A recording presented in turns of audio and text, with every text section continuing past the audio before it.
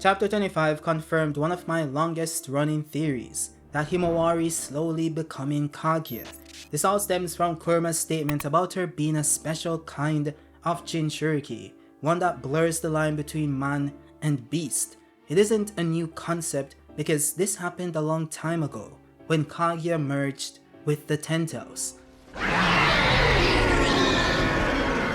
You see, evolution as a power mechanic has taken different forms within the Naruto universe, whether that's the various stages of the Sharingan, Naruto's many Rasengans, and even the very concept of the new generations surpassing what came before them. So it isn't anything new to the universe itself, and I believe we're seeing it happen in Boruto as well.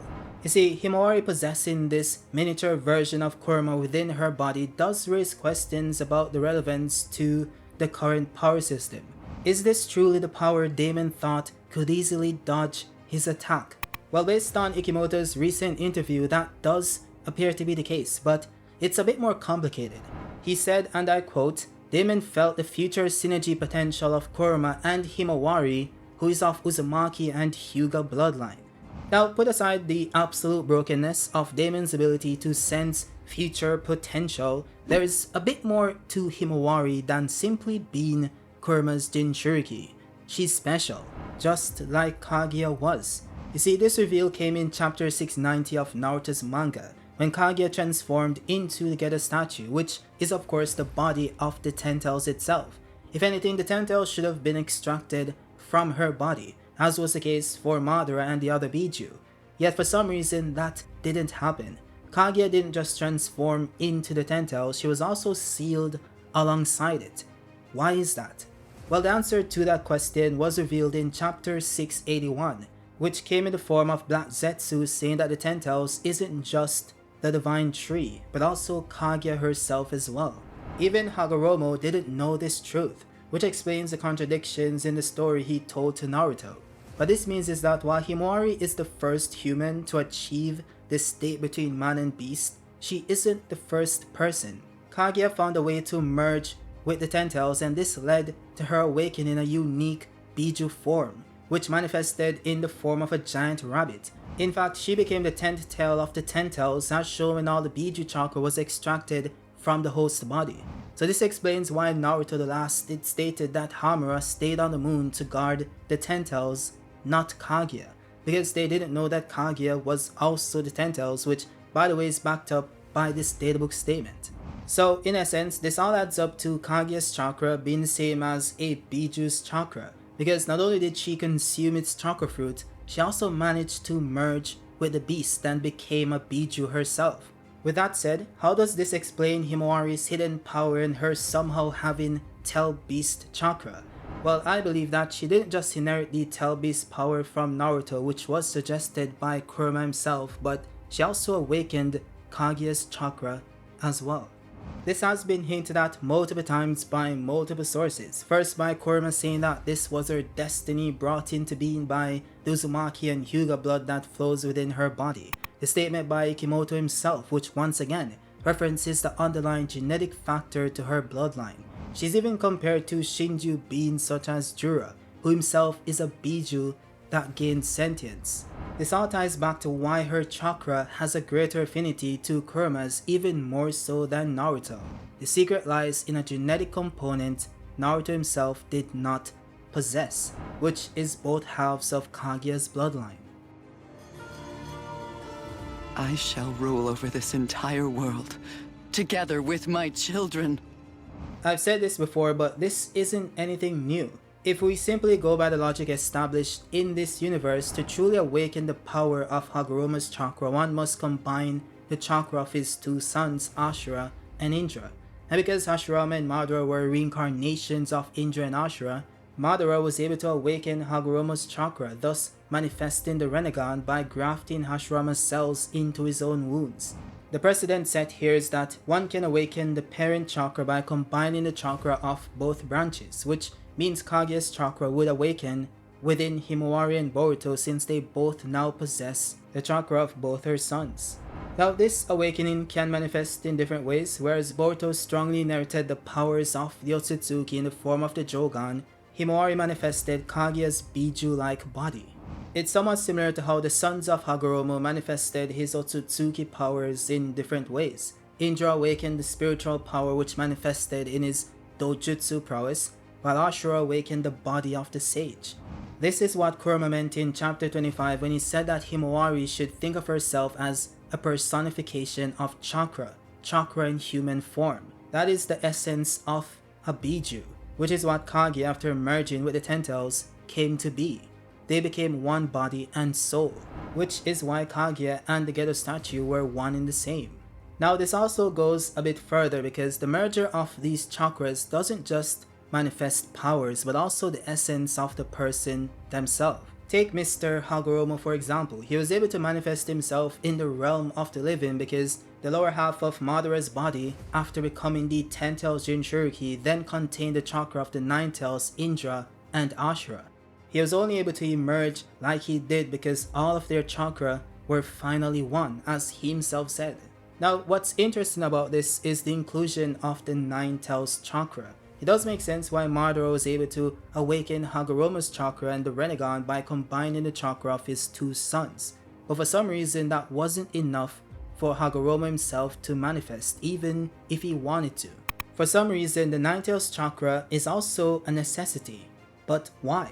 Hagoromo was the Jinchuriki of the 10 Tails at one point in time, but he didn't merge his essence with it similar to Kaguya.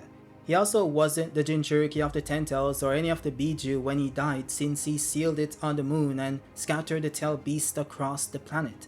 So why would a Biju's chakra be needed for him to manifest the way he did in the war? Well, the answer is actually obvious.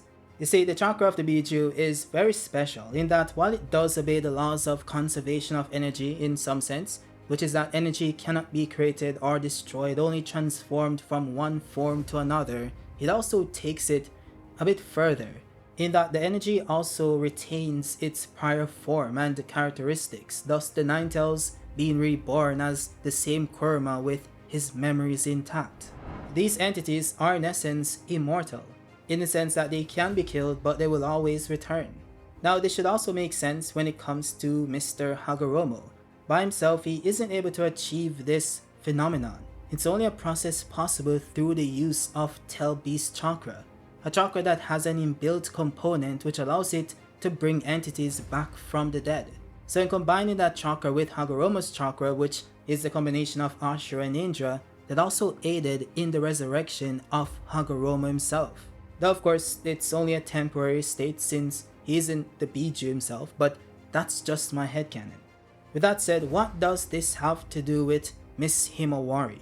Well, Himawari, just like Madara's body, possesses the chakra of Kaguya's two sons. Hagoromo's chakra through Naruto, his blood descendant, and Hamura's chakra through Hinata. She also possesses the chakra of the 9 Tails, which means that she has the mechanic by which resurrection is possible.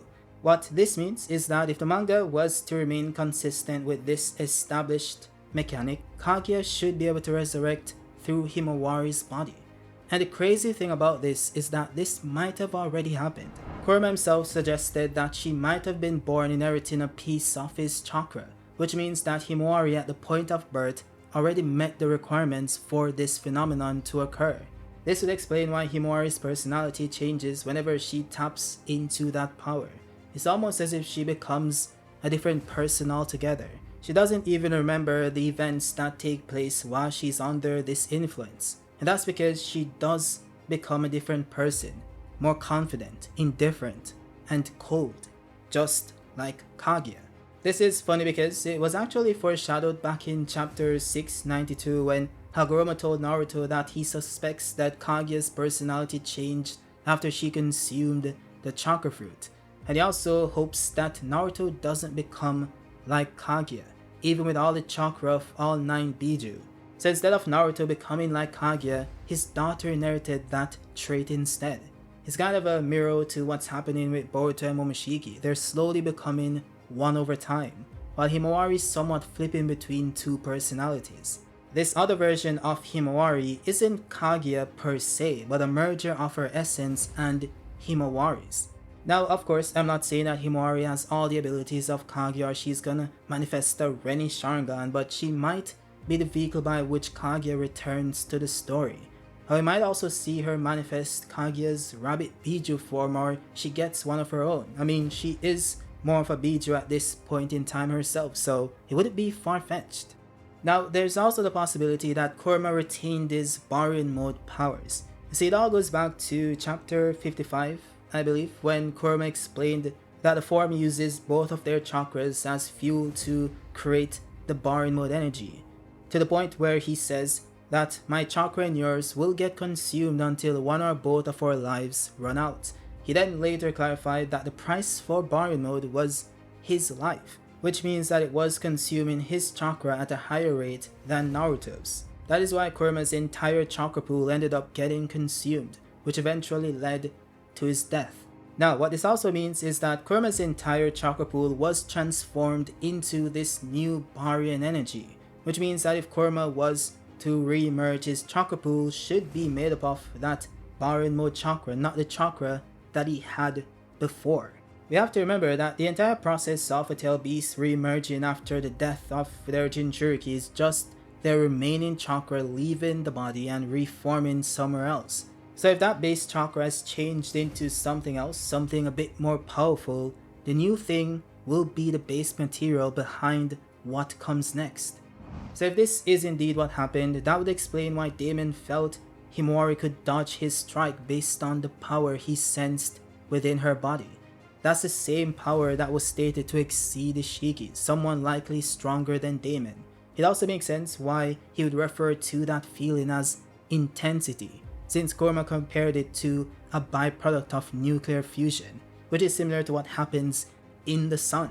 This also lines up with Kitsune's turning silver once they achieve the power of gods, which is what happened to Kurama once all of his chakra turned into Baryon mode energy, thus losing his normal color and turning into silver. Though it could also be the case that this is more so now a form that he can attain later on once Himawari is ready to achieve that state. I would bet that since Himawari has the body of a Biju, that of the original Otsutsuki that merged with the Ten Tails, she likely wouldn't have the same drawbacks Naruto did using that form, but you know, I guess we'll see.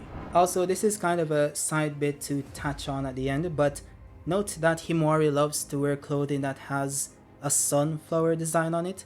Well, it is important to note that rabbits love sunflowers, and of course, Kaguya's Biju state is a rabbit, so keep that in mind. But yeah, with that said guys, if you guys loved the video, drop a like. If you're new, subscribe, and also consider becoming a member. But yeah, with that said, I'll see you guys on the next one. Peace.